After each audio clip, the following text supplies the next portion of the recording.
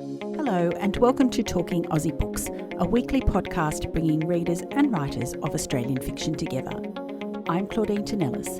As an avid reader and passionate advocate for Australian fiction, I have made it my mission to spotlight local talent.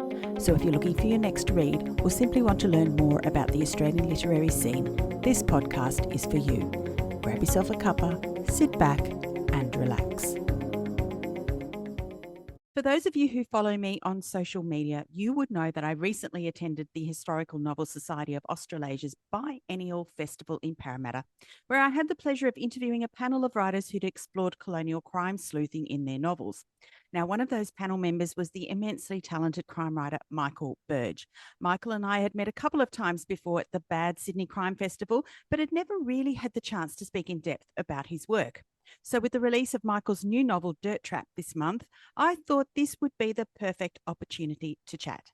Now, Michael is an author and journalist who lives in Deepwater in the New England region of New South Wales, whose debut novel, Tankwater, was inspired by old family stories and explores the shameful legacy of unsolved gay hate crimes set in a fictional rural community, not unlike the place Michael calls home. Dirt Trap is a follow-up to Tankwater, though it can be read as a standalone.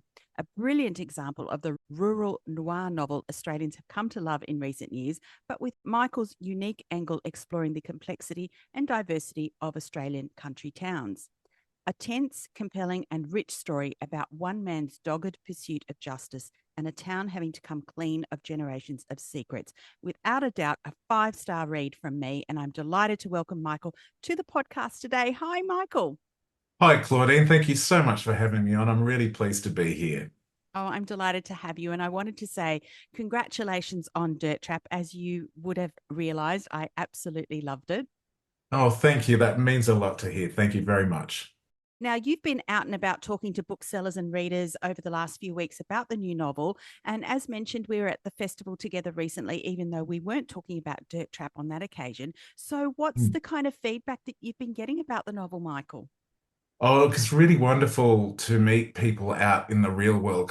Where I live in Deepwater in New South Wales is the real world. Let's face it, it's a wonderful place. But I live a very rarefied existence here, so I don't come across the number of people that I have been coming across since starting my book tour, which I've been to Sydney and Canberra and Melbourne and Adelaide in the last couple of weeks. So I've been encountering far more people than I usually do in like a whole year. And it's been fantastic. The questions I've been posed, just being in bookshops at the moment, which is absolutely thrilling to see the number of people coming in and the range of books that are there for people to buy. And a couple of times I've been just standing near the front where people come in to the big city bookshops and just observing them come down and so excitedly just grab a book and just buy it. Like there's no hesitation at all. And noting when they pick up an Australian book is just even more thrilling. And I've been asked some incredible questions about Dirt Trap, particularly the whodunit aspect of it. I never really set out to be a crime writer. Just when you're writing about historical gay hate crimes, that's what the storytelling can tend to become. But with Dirt Trap, I've been particularly asked a lot about what I think about who readers think has done it in Dirt Trap, the real mystery, murder mystery aspect of it. I feel quietly confident that I have beguiled just about everybody. So that's actually quite gratifying that that plotting worked. Yeah, I think it absolutely did. And I certainly didn't guess the culprit, a plot twist I guess I didn't see coming.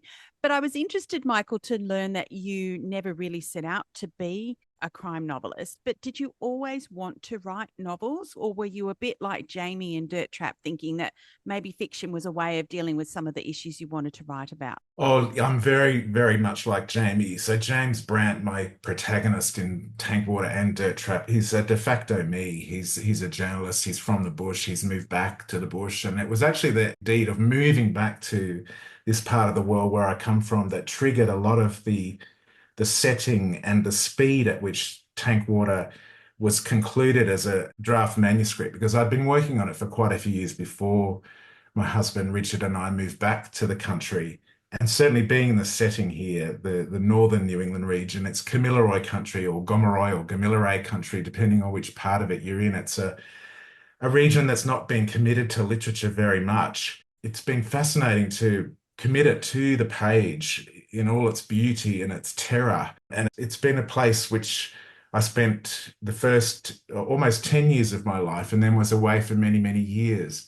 And the part of the countryside that I come from, listeners will probably recognize just by me saying the name of it alone, and that is Mile Creek. This is a part of the New England region which experienced a terrible crime in the 1830s, now known as the Mile Creek Massacre. It was notorious in its own right for the killing of innocent people, Aboriginal people, but it became infamous because it was the first time that white settlers had been brought to account, sentenced, and some of them hanged for the crime. So crime in this beautiful setting has always been around in my thinking. And your question about crime writing, setting out to be a crime writer, no, I did not set out to be a crime writer, but just writing about historical gay hate crimes as I eventually did. It created an opportunity to package, I suppose, and market Tankwater as a piece of crime fiction, whereas it had really been a piece of, say, rural fiction or rural family saga, and the historical gay hate crime aspect of it when I discovered the potential for that through research and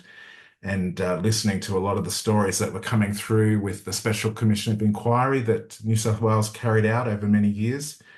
I reported on those, but before I reported on them, I researched a lot of them, particularly the regional cases. I saw an opportunity to bring storytelling threads together, and that sounds like a slow process. It actually was quite fast by the time I saw the potential. And Claudine, I couldn't believe that no fiction writers, as far as I can see, had ever tackled the issue of historical gay hate crimes. These are the crimes where perpetrators had been discovered to have staged suicides in that classic way that you see in a lot of crime fiction. So it's almost become a trope. But in historical gay hate crime, that was actually, a fairly common occurrence. And so it was really the discovery of this nexus of crime and the country setting, and also the LGBTIQ plus setting in these stories that created that wonderful storytelling birth, which became Tankwater and now Dirt Trap. And the other question I was going to ask you is that when you were writing Tankwater, did you think then that you might like to write about the same town and the same sort of, circumstances again? Like, did it occur to you then that you would be writing a sequel, or did that sort of just come about after Tankwater? I never thought there would be a sequel to Tankwater. It felt almost complete when I had finished it. And the almost part of that is because at the end, it's set in 2005, the second time period of Tankwater. The earlier part is 20 years prior in 1985. But in 2005, that was a pivotal year for this country getting real with what we now call our gay hate decades. This was the year that those pivotal cases in the eastern suburbs of Sydney, the Bondi cases, were subject to a coronial inquiry, and the Deputy Coroner, Jacqueline Millage, actually decreed that they weren't misadventure or suicide, that a couple of those cases actually were more likely homicide. And it sparked a whole sea change in the issue of looking at these cases. And so many of them were identified as potential gay hate crimes, in fact, almost 90 of them. So I couldn't deliver much justice to my fictitious Brant family, this family which has echoes of my own, but is really a fictitious rural family. I couldn't deliver justice to them in 2005, but I thought I needed to deliver some hope. And classic crime novels, we talk a lot about how they restore order towards the end. We can sort of rip the order of things apart with a terrible tragedy, crimes, mysteries, etc., and then rebuild this sense of order. I couldn't really do that either, but I could deliver hope. So I gave a seed of hope to those families because at that time when I was finishing the manuscript, it was about 2018, 2019.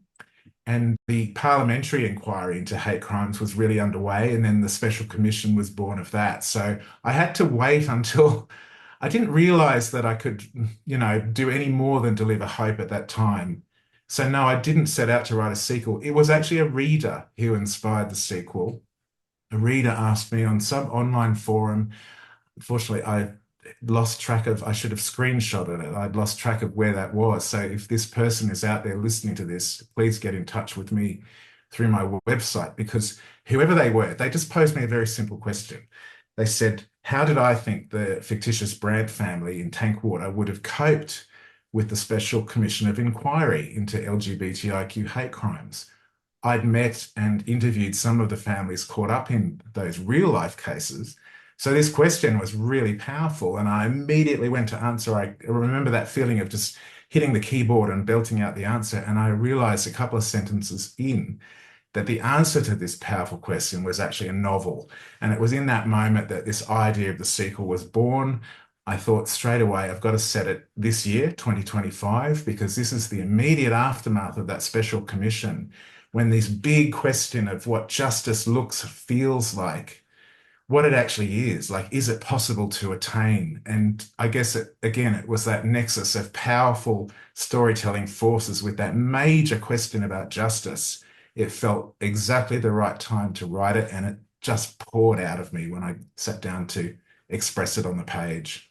We've given listeners a broad outline of what Dirt Trap might entail, but I wondered if you could tell us a little bit more about the story. It's the story of Kippen, this fictitious town. It has unfinished business. Most listeners will probably know that old-fashioned game, Snakes and Ladders. So imagine that the family, the Brandt family, has attained a certain amount of answers to the mysteries of what happened to James's cousin Tony in 2005, but they're almost to the top of the Snakes and Ladders game, and they unfortunately hit the snake. And down they go all the way to start again for many, many different reasons. They either are in denial about what may have happened to him, or they simply exist in a space where they just don't know, they just don't have those answers. But into that world is coming this big force of justice, which is the inquiry. The Special Commission of Inquiry is not exactly what I've portrayed in Dirt Trap, but it is a fictitious version of that. I was able to report on it by watching the live stream from home here at Deepwater. And so James consequently is doing that in Dirt Trap. But some of his family are very reluctant to witness that or to actually listen to his musings about that. Also, the tension rises because a very notorious local family, the Joneses, are back in town. Those who've read Tankwater will remember the Joneses, but I don't want to give spoilers away about them. But they are a notorious local family, a fictitious family in Kippen. And so their return just adds to those tensions and adds to the power of the unanswered questions that the Brandt family have. Things really kick off, though, when one of that family is found dead in the town, and the mystery begins all over again. The game of trying to find answers starts all over again, like an endless cycle, which is reflective of the real life families, friends, and loved ones who, in my privileged opportunities to talk to them and to witness their resilience, their unanswered questions, and the way that they seek quietly for answers, provided a kind of a tempering for that rising tension. And it's in that tension between those forces of justice and hope and resignation that the story of Dirt Trap really unfolds. And it's in a country town, and there are very few answers on the table and a lot of obstacles getting in the way. James Brandt is no longer the only gay in the village, and he's no longer the only journalist in town or the only person trying to find answers. So he's not getting it all his own way either. There's a lot of what I have tried to inject into Dirt Trap was kind of lighter moments, a little bit of that comedy that happens between city and country forces as well, which is something that was in Tankwater also. We've kind of already alluded to it, but much like Tankwater, Dirt Trap is a book that deals with some really tough themes. And journalist James Brandt is not only a gay man, but has deeply personal reasons for being gripped by the commencement of the state's historical gay hate crime inquiry. So, can you tell me more about James and why this inquiry is so important to him? Why it's so personal? It's personal to James mainly because his cousin Tony is one of the names on the list. Now, in real life, the names of the men and some women on that list of suspected gay hate crimes just remained quite a sterile list of names. That's all they were for many, many years. But what the Special Commission of Inquiry did, and what I've injected into James's emotional reaction to it in the fictitious dirt trap, is that very unexpected three-dimensionality, in that those names suddenly took on a much more powerful presence in people's lives because we got to know more about them. We got to see photographs of many of these people for the first time. We got to learn about their careers and their partners and their families, their siblings, their parents, their hopes, dreams, ambitions. It was really a powerful thing to witness. Now, for James, there's a very powerful drive in that he knew one of those people, his cousin, Tony Brandt, on that list of names. But just the appearance of names on a list does not mean that, that there's kind of like a queue to justice. All of these cases had to be posed to the Special Commission of Inquiry, and in Dirt Trap, James is very much focused on the rural and regional cases. He's very aware that the city journalists aren't necessarily going to do the footwork to cover them, and he's got personal reasons to do so. But even he gets confronted by the unexpected revelations. And it generates quite a visceral response for James. And it's really those scenes that I think really ramp up the tension in the early sections of Dirt Trap. Indeed. And as you mentioned, while James has been preoccupied with the inquiry and his investigation into his cousin's death 20 years beforehand, there is a death in the town of Kippen, and that death brings back the memories of the spate of crimes that James is convinced were gay hate crimes.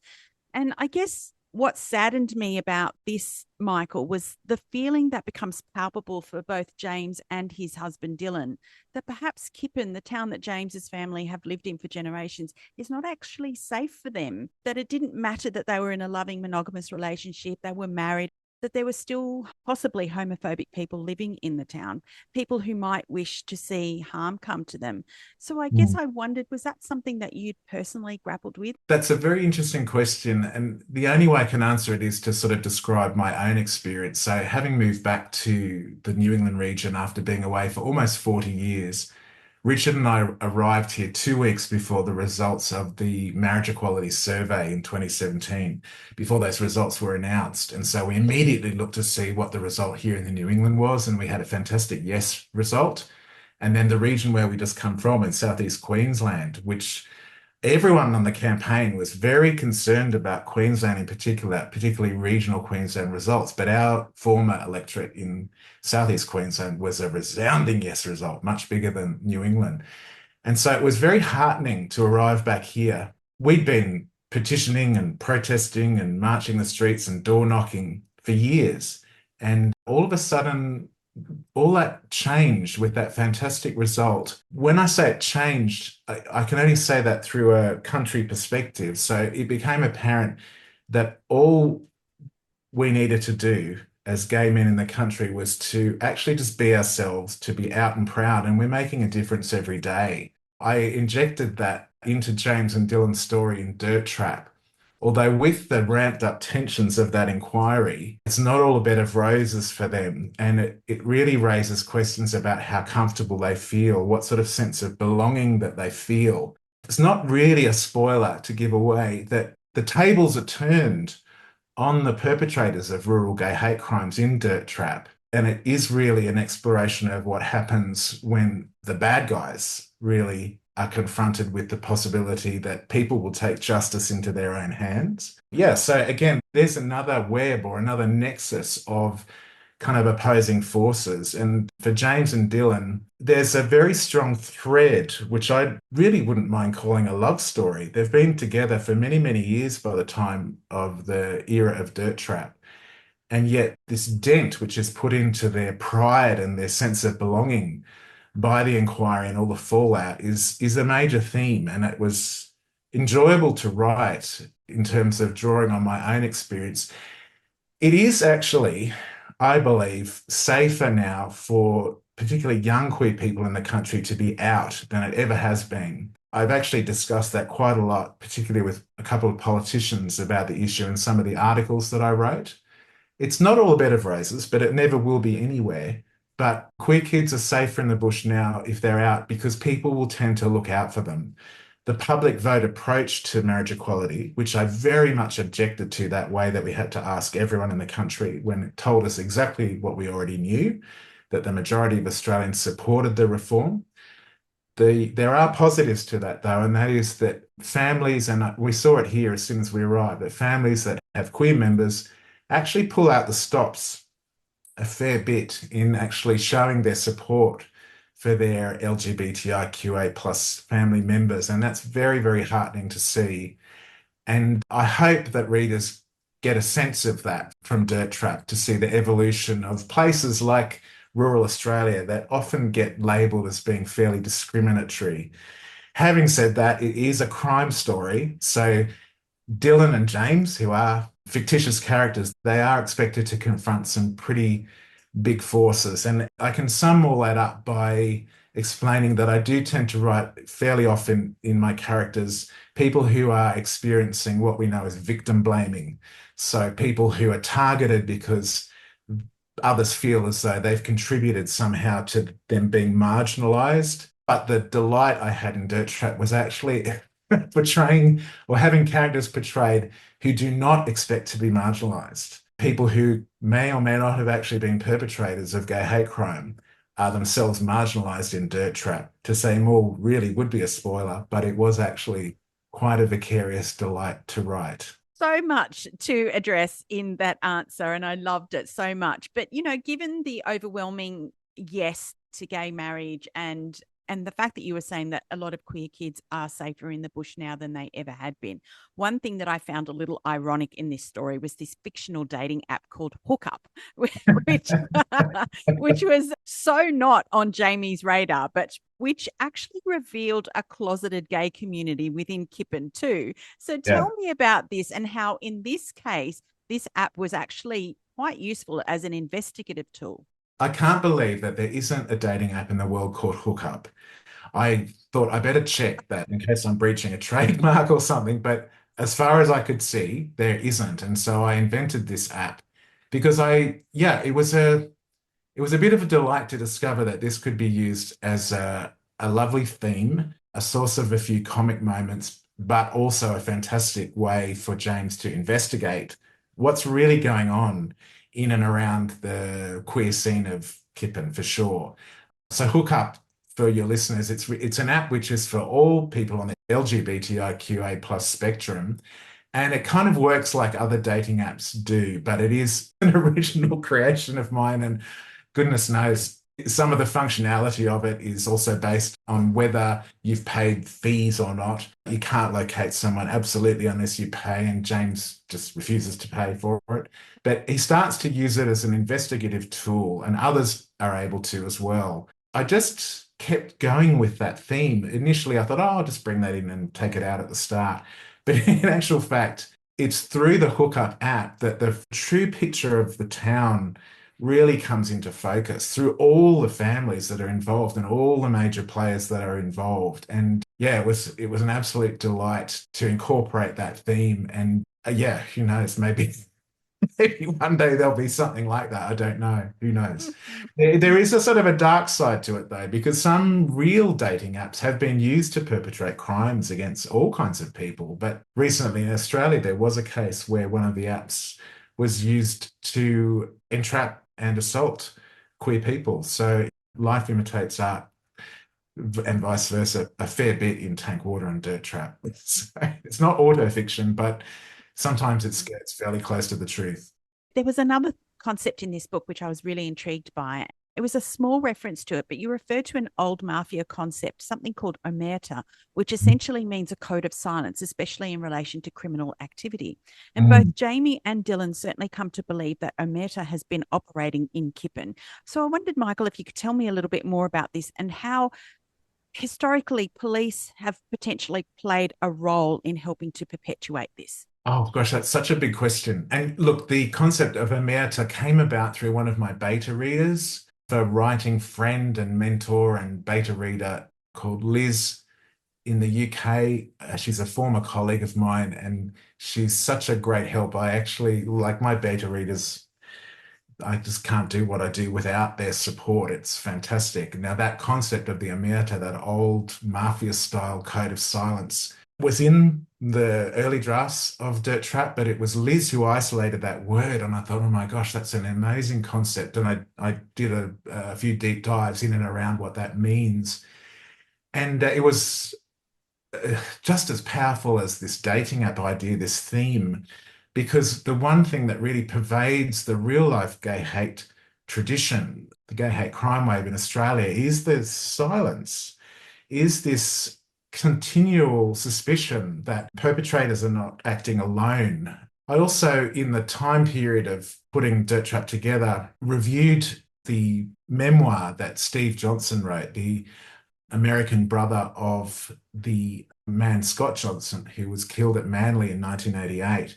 Now, most listeners, if they're aware of a gay hate crime case, it's likely to be that of Scott Johnson, a man whose the investigation into whether his death was a homicide didn't take place for decades until after his death.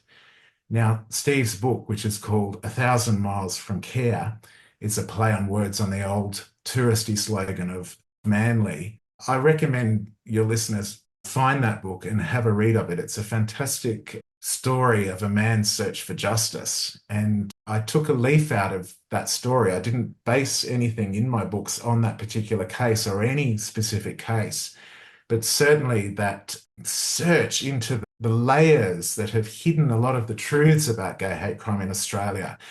Readers will immediately be able to see that in Steve's book. It's a fantastic read. So that is most definitely a place where I found that sense of omerta at work. Now, the police, I also saw their case put forward during the Special Commission of Inquiry. They were well represented by a legal support team in that process.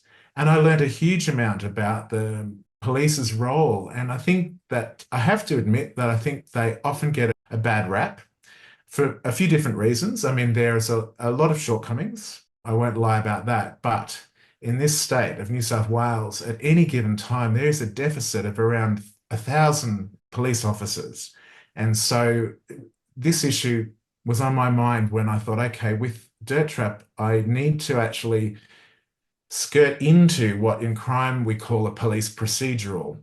I needed to do my research. I needed to find out how those processes work because they did not play a role in Tankwater. Tankwater is a different kind of crime novel. But in Dirt Trap, I have a young police officer, Sergeant Therese Lynn, and she's an outsider in this community simply because there's no police command in Kippen. And that's very reflective of the truth. I mean, in rural Australia, the deficit of police officers and police stations gets worse the further away you get from the major metro centres. So it became a very strong theme, that police layer of what they can and can't do, what they're resourced to do and what they're not.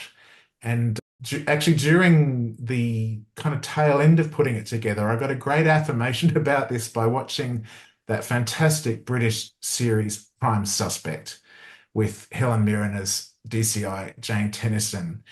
You could watch them all in one go on streaming. So Richard and I sat down and reminisced about the whole era, having seen them all in real time back in the day. I think it went from about 1991 to around 2006. So in that 15-year period, you could see the degradation of police services in Britain, and the same thing or similar things happened here. You could also see the terrible separation between police officers at work and police investigators at work and their support teams, particularly forensics. So in the early series of Prime Suspect, police and forensics are in very close concert and they are working together. But by the end, they're quite separate forces. So it was quite credible for me to write Dirt Trap with an enormous separation between police and the support, particularly of forensics. I also, at one of the recent years of Bad Sydney Crime Writers Festival, of which I'm on the board, but I also benefit greatly from the sessions, particularly when we program sessions that are aimed at writers wanting to know more about things like DNA and what happens when you find a body. So I went along to one of those sessions a couple of years ago to kind of cross-reference some of the things I was writing in Dirt Trap. And we had a former police officer in the room. And, I actually couldn't believe I was like, wow, my research paid off because I can actually tick off those observations that this former officer made. It was a kind of a circular way to come at cross-checking how effective and how authentic my remote area policing procedural research was. I'm taken aback because I live in the bush. And so knowing the truth about that and also things to do with our hospital and health services, it's a wake-up call to the realities. So these have become fairly authentic themes in my rural crime fiction. Yeah. And I thought Therese Lynn was a very interesting character. I think she was trying to fly under the radar in this book because she herself was of Asian descent. She experienced some racial slurs while she was in town.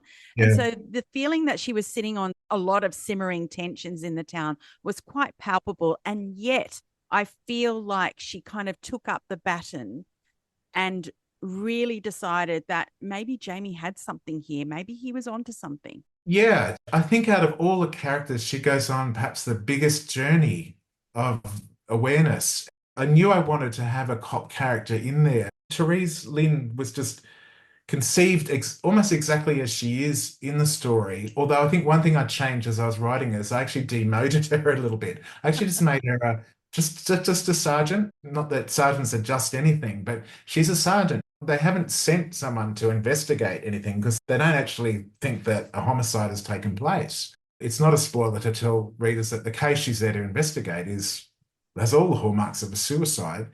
And she's just sent to sort of, check that out and quit the coronial processes and get back to her usual command.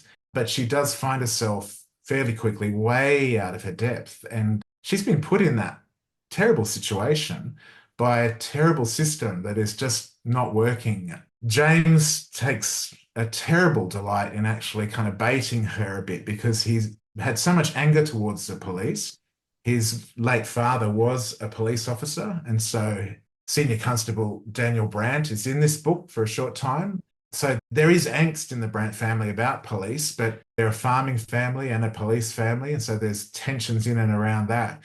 But all of a sudden, here comes this young officer who's very much an outsider in this town, just through the nature of chance. And yeah, James most definitely, his emotions increase in and around that. He's looking for something from the police force that they are very ill-equipped to deliver, and that is just some kind of emotional accountability. And I'd seen that at work in the special commissions, so of course I knew it was authentic to put in. Their job is to investigate, find facts and evidence, not necessarily to do more than that, but the expectation is very much there on them to deliver that. Now, how do you deliver that in a town where the police station no longer exists? There's no resources for you or very little, and you're at great distance. As I said, I thought, wow, that might seem incredible to portray in a crime novel, but as it turns out, it was quite credible, which is a bit scary in real life, but certainly very tension creating in a crime novel.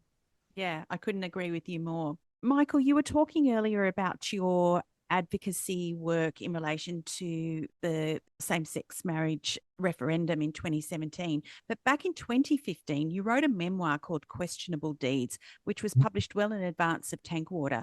I wondered if you wouldn't mind telling us a bit more about this and how this informed your fiction writing. Well, just over 20 years ago, I experienced a terrible situation when my late partner, Jono, died very suddenly. He was only 44. This was in 2004. And I found myself in a real conundrum about quitting his affairs and dealing with the fallout, emotional and legal fallout.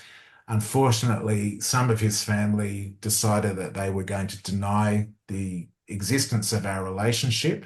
This was not uncommon in that era, although in New South Wales, same-sex couples have had de facto rights since 1999. But there was I, 5 years after the legislation had changed and still having issues dealing with acquitting my late same-sex spouses' affairs and maintaining my right to actually receive his death certificate as his senior next of kin and be treated in that way by everybody, whether it's his family or whether it's the Attorney General's department or the tax department or anything like that. I basically had my life taken and rearranged for me. And it took me, at least 10 years before I felt I was able to write about it. And now that I think about it, that also came from a question. A concerned friend just asked me, what did they do to you? And so questionable deeds was just a long form answer to that very supportive and very powerful question about what was done because it was still happening in the world. I became a marriage equality advocate in a heartbeat during that process, long before marriage equality was a reality in this country. I could see that even if gay couples did not want to actually go through with marriage, just wanted to have their de facto rights upheld, that we needed equality right across the relationship spectrum as a very powerful message, a cultural message to everyone in this country that people of the same gender can actually cohabit as a family unit and have all of our rights upheld even in the worst circumstances of the death of one of their spouses. And that's what questionable deeds. The questions were about the deeds, the documentation that had been foisted on me by people who were not acting in my best interests or really the best interests of Jono, who had died at that point.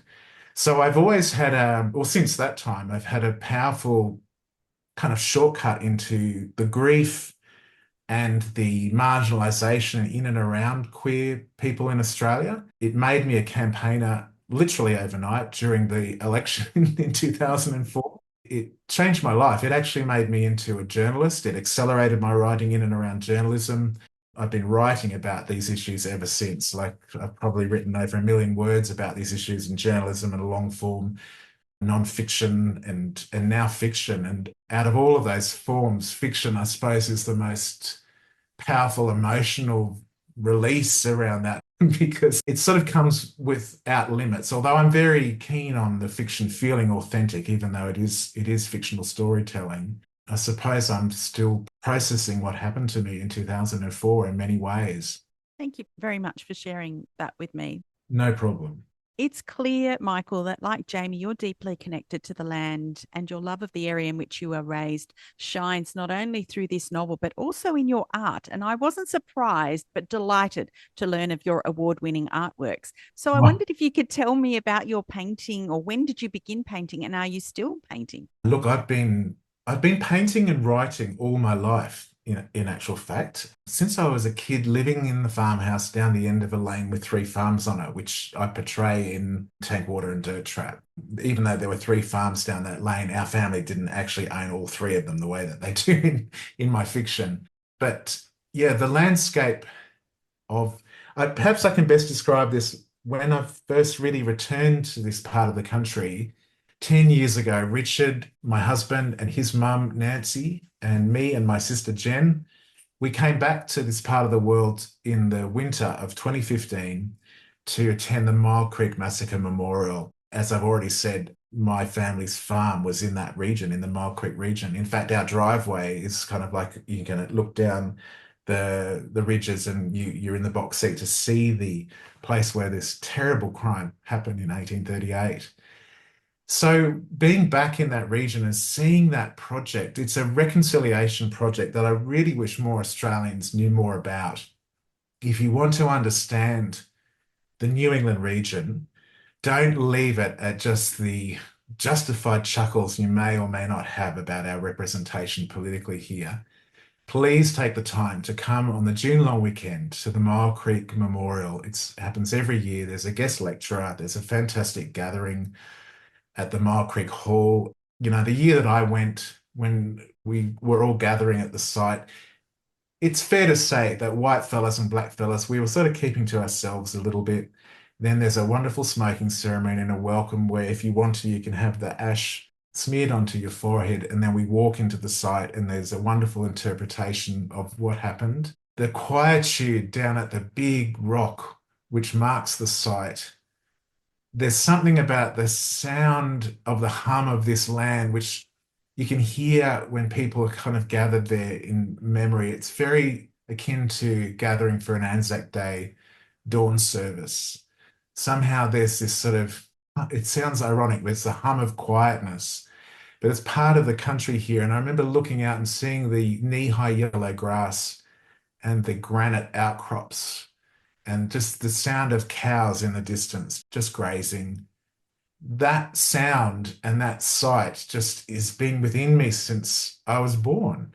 It's incredibly emotional for me, and also I think for many people that come from this part of the world. And that really did spark off the process of moving back here. I wouldn't have been able to put it into words in that moment. I'd been running from the country my whole life, I think, for many, many different reasons. My sexuality, my family's dramas that were played out in that landscape. Yeah, the fractious nature of the way families who experience divorce, that sort of process. And if you'd said to me, "Oh, you'll be living back in the region where you came from 10 years ago," I would have laughed. But that sense of belonging here is very powerful. And I have injected that into James's experience in both Tank Water and Dirt Trap, but I think more acutely in Dirt Trap. He is older and I think a bit wiser about life, as I think I've become in my middle age. I hope I've become. Yeah, there's this connection which transcends politics and policing and crime and investigation and justice. And it is the justice of belonging is the only way I can really describe it. It's the fact that you know you belong. And yet for people who are the descendants of settlers, occupiers, invaders, perpetrators, there's still an enormous question mark hanging over our heads about what rights we have to belonging. But there is an emotional connection which is undeniable. And I think it's through that that true reconciliation is possible. And we're certainly many steps down that journey at Mile Creek. And I really repeat, I wish more people were able to see the New England region through that lens because I think they would be quite surprised. Every region I've ever lived in, you become aware of the shapes, the colors, the textures, and it does leach its way into your art. I suppose it's my visual art where I've really found that expression first. It was the safest, certainly being closeted. Visual art was a very safe place to express. Like other art forms are just like writing or performing were just a little bit too dangerous because they might reveal more about who I was when it wasn't quite safe to do so. But visual art's always been a really magnificent way to express. I have to fight to get back to doing it whenever I can, and I'm very overdue to be returning to it. There's just this constant source of inspiration here in Deepwater. We're about an hour and a half east of where I grew up, where that farmhouse was.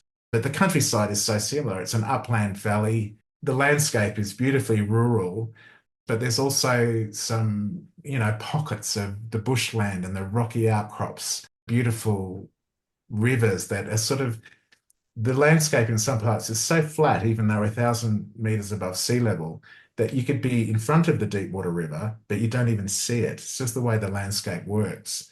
I did a series of paintings not long after we moved back. They sort of fall out of me. Like I just was capturing the textures, the way that the mist pressed down from above, and then the way that once there's no cloud cover whatsoever, it's this baking heat, which it seems so powerful, that heat and that sun. It almost makes the shadows evaporate, if you can believe it. It's very, very wonderful. And so I have some ideas about where I'd like to go next, but certainly it'll be landscape painting. Yeah, fantastic. Well, I can't wait to see and to learn more about that. Now, talking about next projects, what's next on the writing cards for you, Michael? Oh, look, a story kind of came to me all of a sudden while doing some rewrites on the last part of Dirt Trap. I can't talk about those without the most terrible opportunities for spoilers, but this question of justice is still in there. And I don't know where stories come from. I've been reading Janet Frayn's autobiographical trilogy, An Angel at My Table. I finished it last night, having not read it for probably 30 plus years. And the way that she ends on this note of trying to explain the connection between ourselves as writers, what we imagine, and how we create stories. The only way I can really describe it is being like a bowerbird. We just sort of draw elements into another third beautiful thing, like those amazing nests that bowerbirds make. It's very theatrical. They're like stage designers. So I have a story that came out from that moment, and I just, yeah, I can't really describe it. It's just further ruminations on justice. It's well beyond James Brant and Dylan's story. Although I've been asked a little bit on this book tour about whether there's more to come for these guys. So I'm 55 and James is 55. So I don't know, do I have to wait until I'm 75 to write what happens in the next 20 years, or do I start speculating on his story? Who knows? But probably in my mind, I won't be able to help but imagine what happens as the years pass, because we're still waiting for justice, even though the Special Commission of Inquiry has run its course and there were recommendations made. There are some re-investigations that are currently happening on some of those cases. Unfortunately, far too many of them ended in dead ends, in that there was just no recommendation based on any new evidence or being able to actually find channels of evidence. There was just too much evidence lost or not archived properly or not tested at the time. But who knows? Who knows what may come to light? I guess that's the elusive nature of justice. I think if there's anything that I always have written about and probably always will write about, if there's a theme, it is that theme of justice. And it is one of the most interesting words in English language. I've come to realize that it's unusual in our language. Those of us who are required to learn English as a second language quite rightly criticize it for having far too many ways to say the same thing. Well, justice actually doesn't have a synonym as far as I can see. So retribution is not justice. Revenge is not justice. The restoration of order, well, who decides what that order is and whether it's been restored or not? So it's such an elusive term. So who knows where we'll go? But I have written a first draft of something else, and I sort of gradually work my way back to revisiting it. So I've got a first draft out about 6 months ago. It's been on the back burner. I use my notes app on my phone, and I'm continually just annotating my ideas about it onto that. The more I do it, I think the easier it becomes to actually thread themes through a storyline. And it's a wonderful way to process emotions in real life. So yeah, there is plenty there on the horizon. Exactly what shape or form that will be interesting, even to me. So, Michael, you might know that there are a lot of aspiring authors and writers who listen to this podcast. And to that end, I always ask my guest authors if they have any tips for unpublished writers out there. I'm not big on advice because it's very different for everybody, this process. But I think what I just said in the previous answer about the more we write, the better we become at it. And also the other thing is to just not give up. Writing and publishing are two very different processes, yet we link them together necessarily because publishing is a business, but writing is a creative process. But like all art, it's inextricably linked with the economy in and around how that art's platformed. And I know what it was like. I nearly gave up once, and I felt that I needed to for the sake of my mental health. I was getting far too anxious in and around rejection of the Tankwater manuscript. And I spoke to my husband about that and got the support that I needed. I knew that it was okay for me to give up, but a very small little voice inside knew that there was no way that I was really giving up. I couldn't. I couldn't actually just let that story go. And it's very easy for an author on my side of being published to give tips and advice to authors who have not attained that yet. I remember that state very, very well. It's awful. It is absolutely awful the way that you see books coming and going and the trajectories of genres and subgenres. But the job of writing is to follow those stories in our own hearts, to get them on the page in the best way that we can. I think it was healthy for me to actually put down earlier manuscripts that were just not working or just not finding their place in the market. I don't think anything we ever write is a waste. It's all great grist to the mill, as that old saying used to go. I love that word grist. It's just like it sums up all of the work and the pain that goes into it. But sometimes we need to step back and actually try something different. So if there's a tip, it's not to give up, but when you feel that real angst, which is a real state, that anxiousness about, wow, will this ever work? Try something else. Just put something aside for a while and rediscover the delight in writing. Write a short story, write a blog post, write about the state that you're in, because I can guarantee you that even authors like me who had a couple of book deals will remember that state and actually read it. I know I would definitely read that. And having read Janet Frame, there was one of the world's most incredible modernist authors going through that experience of actually being defined as insane simply for being a writer. That sums up the pleasure and pain of writing. She endured the system that nearly lobotomized her, and she never gave up. She never gave up, even when she was getting 1-star reviews and 5-star genius reviews for her work.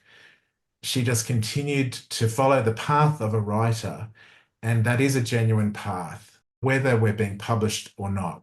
It's a genuine path, and to stick at it, to find the love of the craft of writing, I think is the biggest tip of all. And it becomes a lifestyle. I just commend that to people who can find a pathway to it and to keep going. Thank you so much, Michael. That's really inspirational, and I so appreciate it on a personal level, particularly. Well, look, I know for you, Claudine, that a lot of your listeners may have forgotten that you are a writer. You're a wonderful citizen of the Australian writing community and most probably beyond our shores. I think a lot of us can kind of get stuck in a rut where the publishing industry sees this as a great support mechanism. I know as a journalist, I often used to feel that.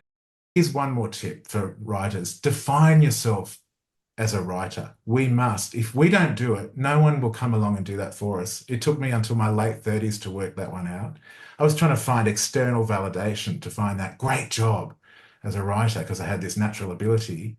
But until I labeled myself as a writer and started acting like a writer by writing, I just wasn't attaining any kind of experience of my own head-heart connection around expressing myself through words.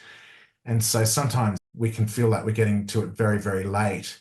But also being good citizens in and around the industry is really welcome. But I think sometimes the industry can sort of take us for granted a little bit. So remember, everyone, that Claudine Tinellis is a writer. Oh, thank you. That's so kind of you. I really appreciate it, Michael.